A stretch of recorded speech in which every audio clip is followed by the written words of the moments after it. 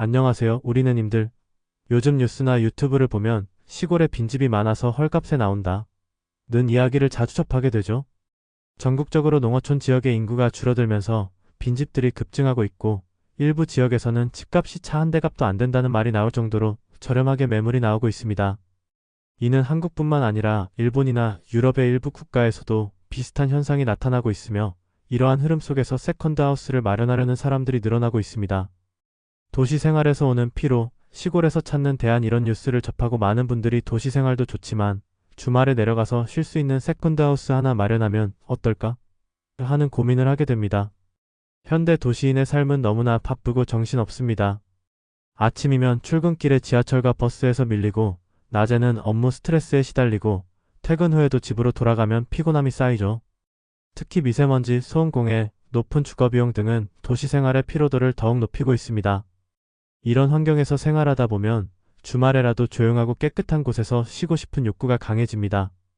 최근에는 워라밸을 중시하는 흐름이 강해지면서 주말마다 자연 속에서 쉬며 힐링하고 싶다. 부모님을 모시고 주말마다 한적한 곳에서 시간을 보내고 싶다. 은퇴를 앞두고 미리 시골 정착을 준비하고 싶다. 조용한 환경에서 재택근무를 하고 싶다. 이런 이유로 세컨드 하우스에 대한 관심이 높아지고 있습니다. 저도 세컨드 하우스를 마련한 사람 중 하나입니다. 저 역시 몇 년 전부터 시골의 빈집을 알아보다가 하나를 구입하여 주말마다 내려가고 있는데요.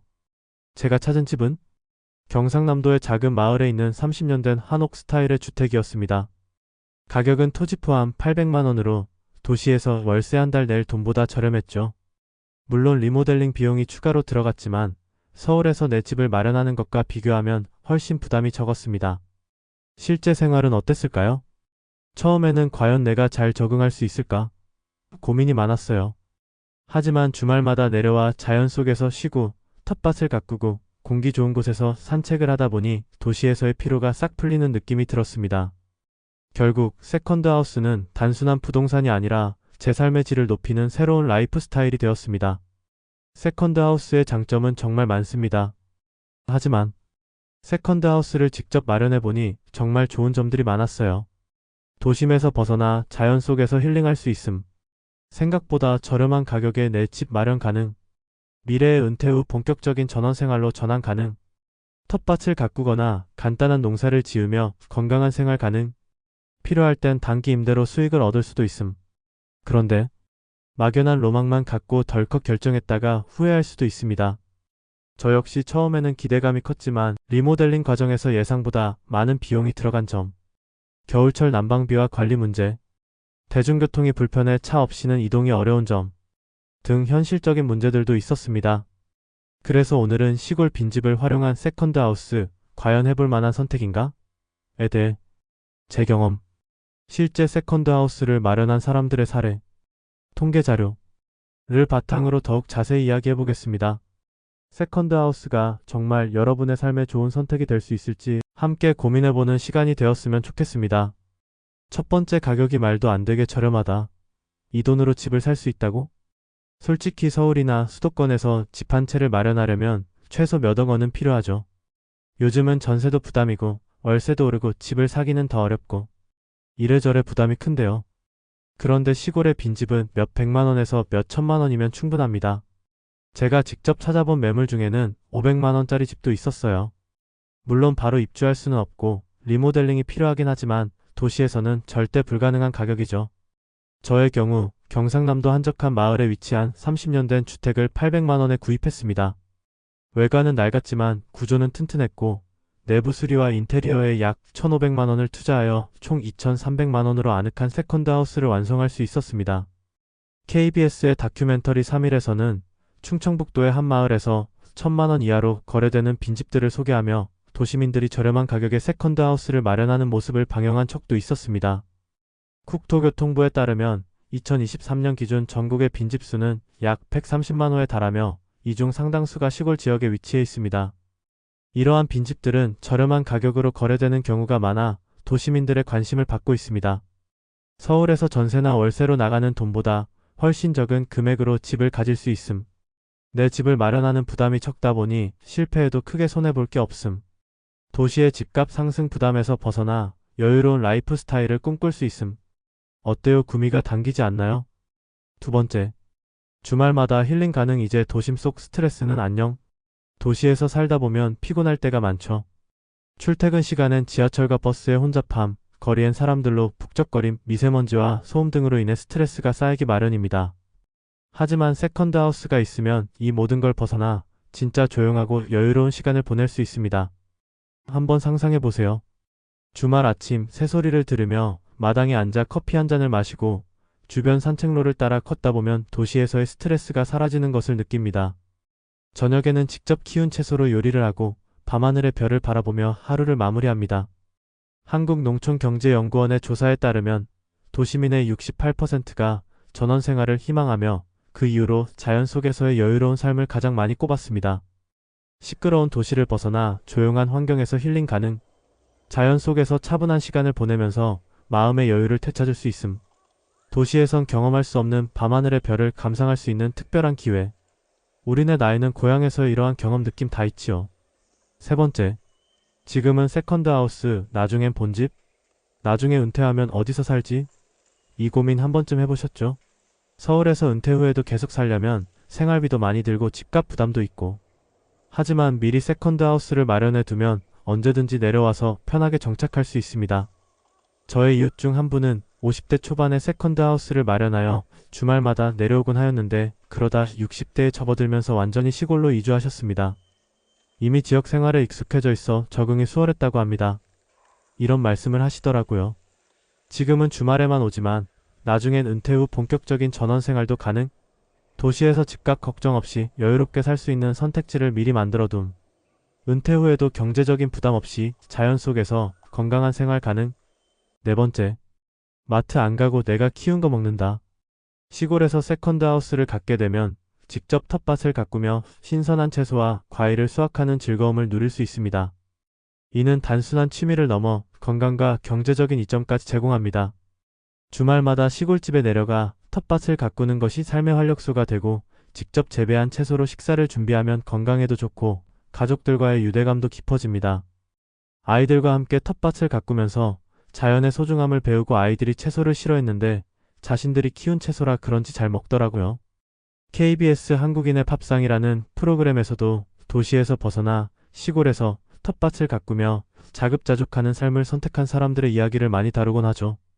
그들은 직접 재배한 신선한 재료로 식사를 준비하며 건강한 삶을 살아가고 있었습니다. 농촌진흥청 2023년 조사에 따르면 도시민 중 60%가 텃밭 가꾸기에 관심이 있으며 그 이후로는 신선한 식재료 확보 45%, 여가 활동 30%, 자녀 교육 15% 등을 들고 있습니다. 텃밭을 가꾸면서 자신이 재배한 채소와 과일을 통해 건강한 식생활을 유지할 수 있고요. 식물을 가꾸는 과정에서 스트레스 해소와 성취감을 얻을 수 있습니다. 또한 일부 식재료를 자급자족함으로써 식비를 절약할 수 있습니다. 다섯 번째, 내가 안 쓸 땐 돈도 벌어보자. 세컨드 하우스를 활용하여 임대 수익을 창출하는 것도 고려해 볼 만한 방안입니다. 특히 주말이나 휴가철에만 사용하는 경우 남는 기간 동안 임대를 통해 추가 소득을 얻을 수 있습니다. 제가 아는 50세 자영업을 하시는 분은 평일에는 도시에서 일을 하고 주말에만 시골집을 사용하다 보니 평일에는 빈집으로 두기 아까워서 에어비앤비를 통해 임대를 시작했는데 예상보다 수요가 많아 추가 수익을 얻고 있다고 합니다. 또한 시골집을 임대하면서 다양한 사람들을 만나게 되어 즐겁고 임대 수익으로 집 유지비를 충당할 수 있어 경제적으로도 도움이 된다고 합니다. SBS 생활의 달인 프로그램에서는 시골집을 개조하여 게스트하우스로 운영하며 성공한 사례를 소개했습니다. 주인장은 도시의 번잡함을 피해 조용한 시골을 찾는 손님들에게 특별한 경험을 제공하며 안정적인 수익을 올리고 있었습니다. 도시민들의 전원 생활에 대한 관심이 높아지고 있음을 보여주는 통계로서 한국관광공사 2022년 기준 농촌 체험 및 휴양을 위한 숙박 수요를 보면 전년 대비 25% 증가하였다고 합니다. 사용하지 않는 기간 동안 임대를 통해 경제적인 이익을 얻을 수 있고 다양한 사람들과의 만남을 통해 새로운 경험과 인맥을 쌓을 수 있습니다. 또한 외부인들의 방문으로 지역 상권이 활성화되는 긍정적인 효과가 있을 수 있겠죠. 세컨드 하우스를 통해 텃밭 가꾸기의 즐거움과 임대 수익 창출의 기회를 동시에 누릴 수 있습니다. 이는 개인의 삶의 질 향상뿐만 아니라 지역 사회에도 긍정적인 영향을 미칩니다. 따라서 이러한 장점들을 고려하여 세컨드 하우스를 계획해보는 것은 가치 있는 선택이 될 수 있습니다. 6번째, 보조금이 있다고? 이거 놓치면 손해.